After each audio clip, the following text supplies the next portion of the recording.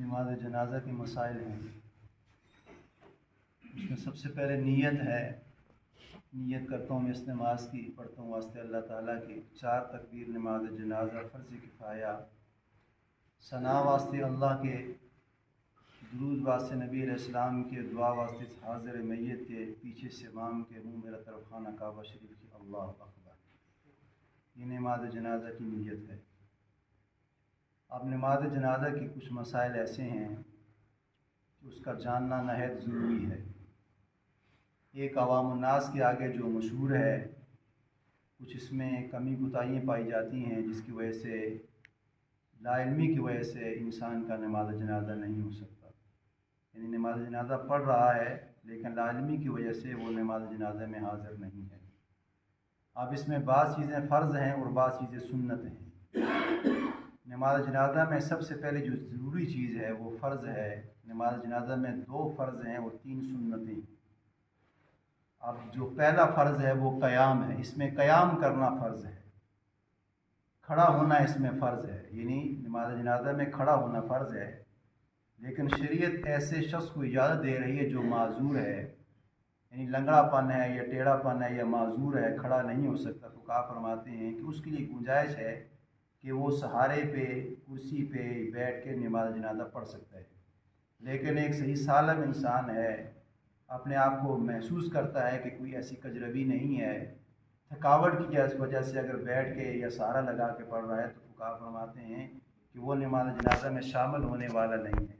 اگرچہ ظاہراً شامل ہے لیکن نماز جنازہ کو اس کو ثواب نہیں ملے گا۔ نہ میت کے حق میں وہ کھڑا ہے اور نہ وہ اپنے حق میں کھڑا ہے، بلکہ وہ اس طرح سمجھ لیں جس طرح اس نے فارمیلٹی پوری کی ہے۔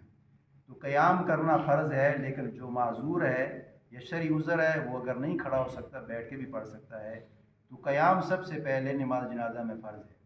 اور پھر جو دوسرا فرض ہے وہ 4 تکبیرات کہنا اس کے اندر فرض ہے۔ اب امام کے لیے بھی کہنا فرض ہے اور مقتدی حضرات کے لیے بھی کہنا فرض ہے۔ اب اس میں پہلا مسئلہ تو یہ ہے کہ اب امام ہے، گنجان صفیں ہیں، یعنی 3 صفیں ہیں، 5 صفیں ہیں، 7 صفیں ہیں، 9 صفیں ہیں۔ اس لیے کہ امام حضرات کو دیکھنا چاہیے کہ کثیر تعداد میں اگر مجمع ہے، کثیر، ایک تو یہ ہے نا کہ 3 صفیں یا 1 صف ہے، امام کی آواز پہنچ سکتی ہے، اس میں کوئی ضرور نہیں کہ وہ مکبر بن جائے، لیکن جہاں تک آواز نہیں پہنچ سکتی پھر امام کو چاہیے کہ وہ کہہ دے کہ آپ میں سے کوئی صفوں میں مکبر بن جائے تاکہ پیچھے حضرات والوں کو بھی اس کی آواز پہنچ جائے۔ تو فقہا فرماتے ہیں، اللہ کے نبی نے فرما دیا کہ باقی 4 تکبیریں کہنا اس میں فرض ہے، یعنی اللہ اکبر۔ پہلی تکبیر میں بھی اللہ اکبر کہہ کے ہاتھوں کو بلند کرنا ہے اور ہم نے ہاتھوں کو پہلی تکبیر میں ہاتھ کو باندھنا ہے، اور پھر جو دوسری تکبیر ہے ہاتھوں کو کان تک اٹھانا ضروری نہیں ہے، بلکہ پھر اسی طرح ثنا بھی پڑھیں گے، پھر تکبیر کے بعد درود بھی پڑھیں گے، پھر تکبیر کے بعد دعا بھی پڑھیں گے، پھر تکبیر کے بعد سلام بھی پڑھیں گے۔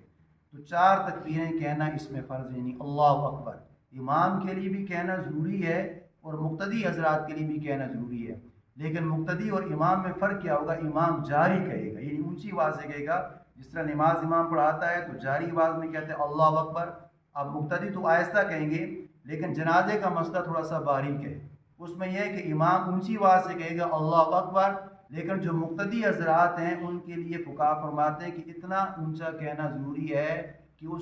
اس کے کانوں تک سنائی دے جائے کہ میں نے بھی اللہ اکبر کہہ دیا ہے۔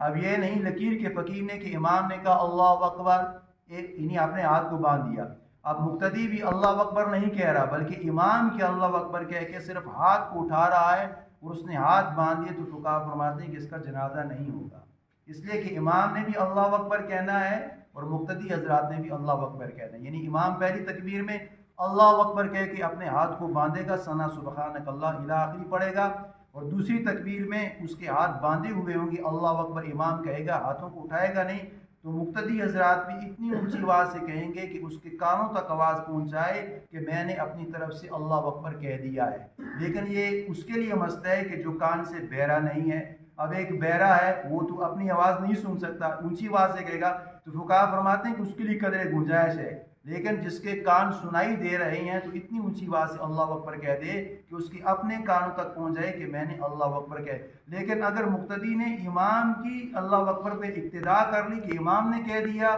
تو میں نے صرف اپنے ہاتھوں کو باندھا ہوا ہے، اللہ اکبر وہ کہہ رہا ہے اور میں نے اللہ اکبر نہیں کہا، صرف اپنے ہاتھوں کو باندھا ہوا ہے اور میں اگلی تکبیر شروع کر دیتا ہوں یا اگلی دعا پڑھ لیتا ہوں، تو فقہا فرماتے ہیں کہ سنت کا اہتمام کر رہا ہے، فرض چھوٹ رہا ہے، تو جب فرض چھوٹ جائے گا تو فقہا فرماتے ہیں کہ اس کا نماز جنازہ نہیں ہوگا، بلکہ یہ ایک ویسی سرسری کھڑا ہے جس طرح امام کے لیے اللہ اکبر کہنا ضروری ہے، اس طرح نماز جنازہ کی چاروں تکبیریں جو فرض ہیں، مقتدی حضرات کا بھی چاروں تکبیروں میں اللہ اکبر کہنا ضروری ہے، جس طرح امام کے لیے فرض ہے اس طرح مقتدی حضرات کے لیے کہنا فرض ہے، اگرچہ وہ اونچی آواز سے نہیں کہہ رہے گا لیکن اتنی اونچی آواز سے کہے گا کہ اس کے کانوں تک سنائی دے۔ تو اس میں قیام پہلا فرض ہے، چار تکبیرات کہنا امام کے لیے بھی فرض ہے، مقتدی حضرات کے لیے بھی فرض ہے، اور اس میں تین چیزیں سنت ہیں۔ اب تین چیزیں سنت کیسی ہیں؟ اس میں یہ کہ پہلی جو اللہ اکبر کہے کہ اس نے ہاتھوں کو باندھا ہے،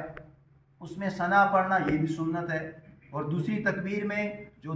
نبی علیہ السلام پہ دعا پڑھنی ہے، درود پڑھنا ہے، وہ بھی سنت ہے، اور تیسری تکبیر میں جو حاضر میت کے لیے اللہم اغفر لخینا بالغ حضرات کے لیے دعا پڑھنی یہ بھی سنت ہے۔ لیکن ایک بندہ ہے کہ اس نے چار تکبیریں مکمل کر لی، یعنی اللہ اکبر کہہ کے پہلے ہاتھ باندھ لیا، پھر دوسری تکبیر میں امام نے کہا اللہ اکبر کہہ کے ہاتھ باندھ لیا، اب پہلی تکبیر میں